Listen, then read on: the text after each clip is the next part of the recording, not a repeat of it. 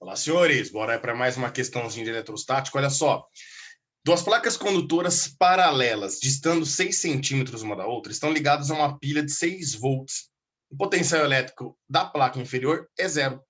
Os pontos M e P distam 1 centímetro, respectivamente, da placa inferior e da placa superior. Então, ele está falando o seguinte, ó. Essa distância aqui entre a placa superior e o ponto P vale 1 centímetro. Essa distância aqui entre o ponto M e a placa inferior também vale 1 centímetro. Ou seja, essa distância aqui entre a altura do ponto P e a altura do ponto M, já que toda a distância entre as placas vale 6 centímetros, se eu tiro 1 centímetro em cima, cai para 5. Se eu tiro 1 centímetro embaixo, essa distância cai para 4 centímetros, certo? O segmento MN é paralelo às placas. Ao se percorrer o caminho M, N, P, o potencial elétrico varia em função da distância, como no gráfico. Bom, moçada, olha só que bacana. Nós sabemos que aqui, como está ligado na placa positiva, no polo positivo, nós podemos falar que o potencial dessa placa é o potencial positivo aqui para nós, certo ou não?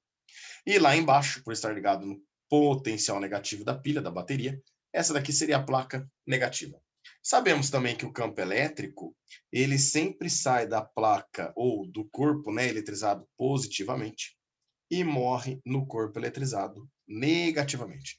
Então aí no meio dessa placa nós teríamos essas linhas de força do campo elétrico, indicando para nós o campo elétrico uniforme dentro da região. Também não podemos esquecer que paralelo às placas ou perpendicular às linhas de força do campo elétrico, nós temos as chamadas superfícies equipotenciais. Então, aqui eu tenho uma superfície equipotencial do ponto P, eu vou ter aí uma superfície equipotencial de um ponto abaixo desse ponto P, e assim por diante, né? Eu vou ter também a superfície equipotencial do ponto M, ou do ponto N. Pô, olha que interessante. Eu percebo que tanto o ponto M como o ponto N, ó, eles se encontram na mesma superfície equipotencial. Então, isso daí garante para nós que o potencial no ponto M, potencial no ponto M e o potencial no ponto N de navio, eles são exatamente iguais, pois estão na mesma superfície equipotencial. Lembrando, essas superfícies equipotenciais sempre vão cortar as nossas linhas de força do campo elétrico perpendicularmente a elas. Então, meninos, percebo que do ponto M até o ponto N, esse potencial tem que permanecer constante. Você já pode jogar fora aqui a alternativa A, que está colocando que ele varia de M a N. Você já pode jogar fora também a alternativa C.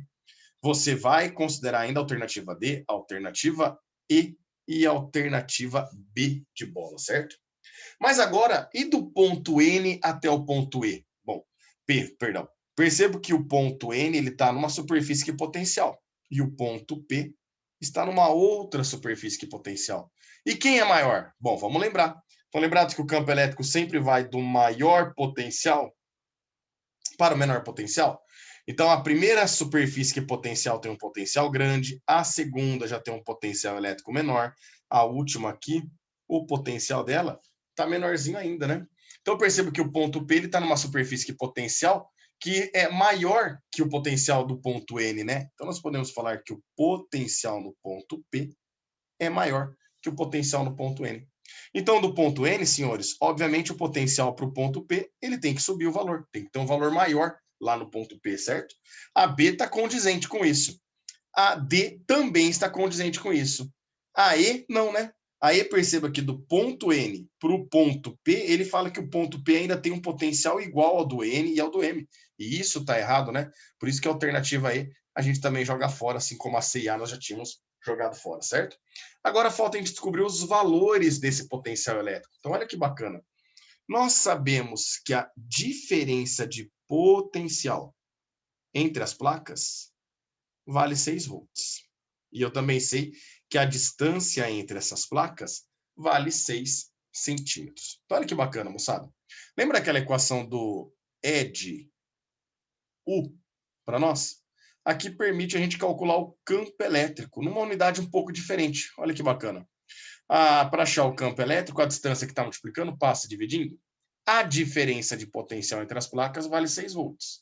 E a distância entre as placas vale 6 centímetros. Portanto, a gente consegue descobrir aqui que o campo elétrico na região interna às placas lá é de 1 volt para cada centímetro. Não é uma unidade comum, né? Não é no sistema internacional, pelo menos, que seria em volt por metro que nós estaremos trabalhando aqui. Mas olha como facilita a gente se a gente entender esse valor. Ó. Ele está falando que a cada 1 centímetro que você varia, o teu potencial varia 1 volt. Então, quer ver que bacana? Vou simular aqui para nós a placa positiva e a placa negativa. Pronto. Vou colocar aqui o sinal delas, ó. Placa positiva, placa negativa. Nós sabemos que nessa região, no interior dela, né, o campo elétrico sai da placa positiva e vai até a placa negativa. Nós sabemos também que no interior dela, nós temos aí as superfícies equipotenciais, que nós já sabemos que cortam as nossas linhas de força do campo elétrico perpendicularmente, né? Então, eu vou colocar aí, ó, a cada 1 centímetro, eu vou colocar uma superfície equipotencial para nós. Tá vendo que bacaninha? Olha lá. A distância entre as placas vale 6 centímetros. Então, se a gente colocasse aqui, ó, o potencial lá na placa negativa, ele garantiu para nós o valor, né? Ele falou aqui em algum ponto que eu vou achar para vocês aqui, ó. O potencial elétrico da placa inferior é 0. Pô, espera lá. Se esse potencial aqui vale 0 volt, se eu subir 1 centímetro, eu vou aumentar o potencial em 1 volt. Se eu subo mais 1 centímetro, aumenta mais 1 volt e assim por diante. A terceira superfície é 3, essa daqui é o potencial 4, essa daqui é o potencial 5. E aonde é a placa, tem que ser a placa positiva, tem que ser 6 volts o potencial, justamente porque a diferença de potencial entre essas placas, meninos, o exercício garantiu para nós que vale 6 volts. É exatamente a diferença de potencial nos terminais da bateria para nós. Então, eu percebo que as distâncias ficaram adequadas, né? De forma que a gente pudesse dividir aqui, ó, de centímetro em centímetro.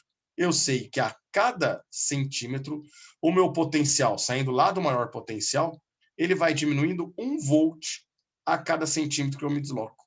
Isso significa que sai do 6, cai para 5, para 4, 3, 2, 1 e 0 volts. Bom, olha que bacana. O ponto M é um ponto que se encontrava a 1 centímetro da placa de baixo. O ponto N é um ponto que se encontrava também a 1 centímetro da placa de baixo. Já o ponto P é um ponto que se encontrava a 1 centímetro da placa de cima. Então, a gente percebe que o potencial elétrico no ponto M era o potencial de 1 volt. Assim como do ponto N, né? Também 1 volt. E o do ponto P é o potencial elétrico representado por 5 volts. Dessa forma, não pode ser a alternativa D, que indica que MN seja 0, né? É a placa menor ali que vale 0 para nós. Então, só sobrou para nós a alternativa B, que indica para nós que o potencial sai do 1 no M, continua em 1 em N e aumenta no ponto P para 5 volts. Fechou, meninos? Perceba que você não precisava ter feito todo esse desenho para enxergar tudo isso, obviamente, né? Aliás, você não precisava nem ter feito conta para eliminar a alternativa D, certo ou não? Sabe por quê? Se ele já garantiu que a placa de baixo é 0 e o ponto M não se encontra nessa placa, e se encontra um pouco acima ainda, é porque o potencial de M ele tem que ser um pouco maior que 0. Já não poderia ser a alternativa D, só sobraria a alternativa B para vocês. Fechou, senhores? Grande abraço a todos e até mais.